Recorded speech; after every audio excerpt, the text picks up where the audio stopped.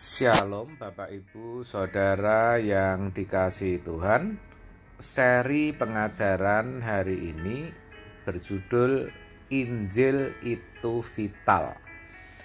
Injil itu vital atau sangat penting bagi kita orang percaya.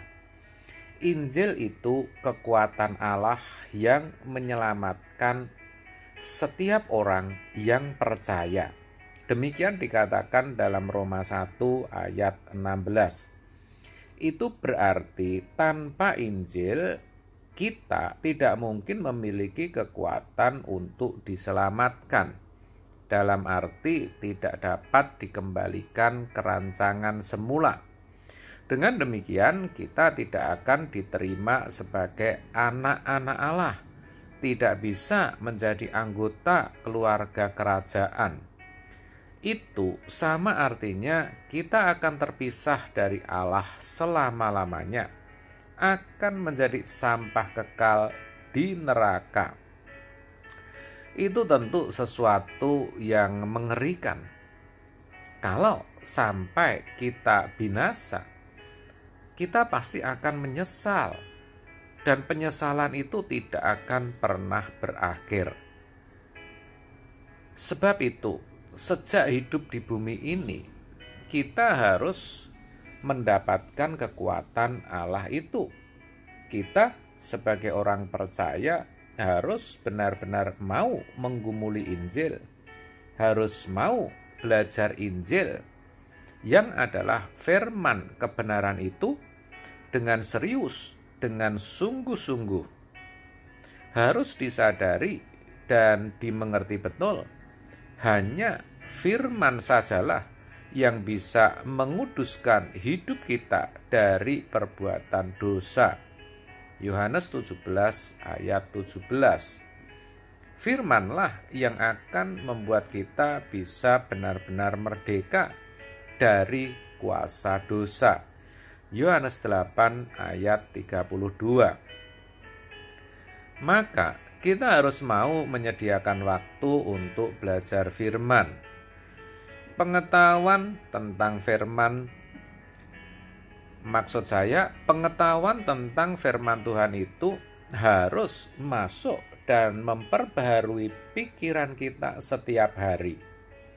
Seperti halnya tubuh yang butuh makanan jasmani, demikian juga jiwa atau rohani kita membutuhkan firman sebagai asupan makanannya. Dan itu bisa kita peroleh ketika kita mau merenungkan firman itu siang dan malam, mau menggumuli firman. Ketika firman itu benar-benar sudah tertanam di dalam pikiran kita, maka hidup kita pasti berubah.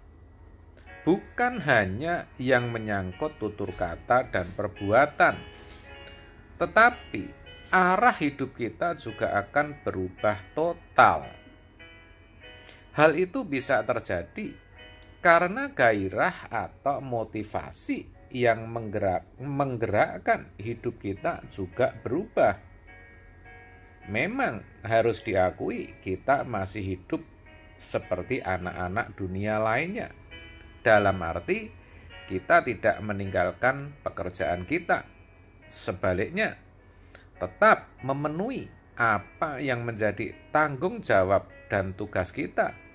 Apakah kita sebagai usahawan, profesional, pedagang, karyawan, pelajar, ataupun ibu rumah tangga, kita juga melakukan aktivitas-aktivitas lain.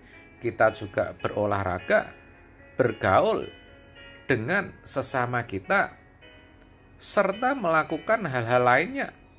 Semuanya sama. Semua melakukan pekerjaan seperti halnya orang-orang dunia.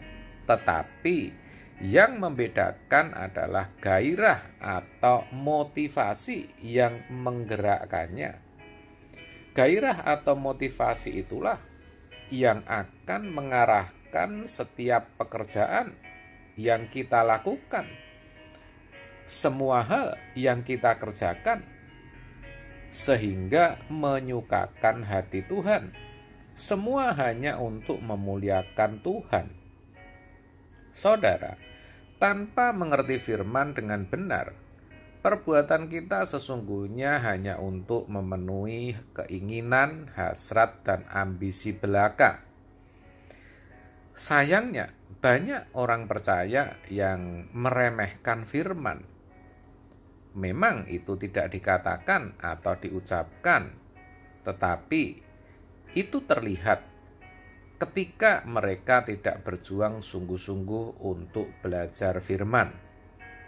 Padahal sesungguhnya ada banyak fasilitas, bukan hanya melalui pembacaan Alkitab, tetapi orang bisa juga belajar firman melalui literatur, CD khotbah, YouTube, berbagai persekutuan, menghadiri seminar rohani, Bible study, dan sebagainya.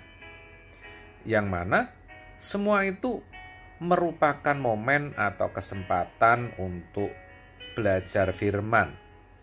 Tetapi sayang, seringkali orang melewatkannya. Mereka pikir itu tidak perlu. Yang penting bagi mereka sudah pergi ke gereja dan itu cukup. Mereka tidak pernah berpikir bahwa mengenal Tuhan itu tidak bisa diperoleh dengan mendengar firman seminggu sekali melalui mimbar gereja atau ibadah online. Mereka tidak pernah berpikir ketika mereka berhenti mengisi pikiran mereka dengan firman, maka otomatis pikiran itu akan terisi oleh filosofi atau pengetahuan dunia yang bukan berasal dari Allah.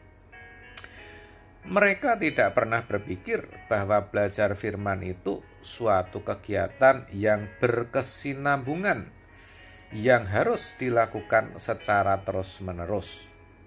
Mereka hanya berpikir kalau percaya Tuhan Yesus dan sudah ibadah dan tidak melanggar moral umum, artinya tidak membunuh, tidak mencuri, tidak berzina, dan tidak melakukan kejahatan lainnya, mereka sudah bisa diselamatkan dan boleh yakin kalau kelak mati masuk surga. Padahal saudara, keselamatan di dalam Kristus Yesus itu bukan seperti itu. Bukan hanya dibangun atau didasarkan atas keyakinan, melainkan pengalaman hidup bersama Tuhan. Sedangkan hal itu hanya bisa kita peroleh ketika kita benar-benar mengenal dan mengalami Dia, yaitu ketika pikiran kita benar-benar telah dibaharui oleh firman. Dan sekali lagi, itu tidak bisa seketika, tetapi harus terus diupdate dan diupgrade sepanjang hidup kita.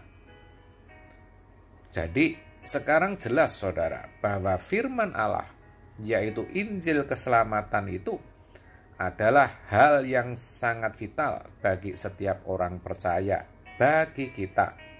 Jangan meremehkan lagi. Amin. Tuhan Yesus memberkati.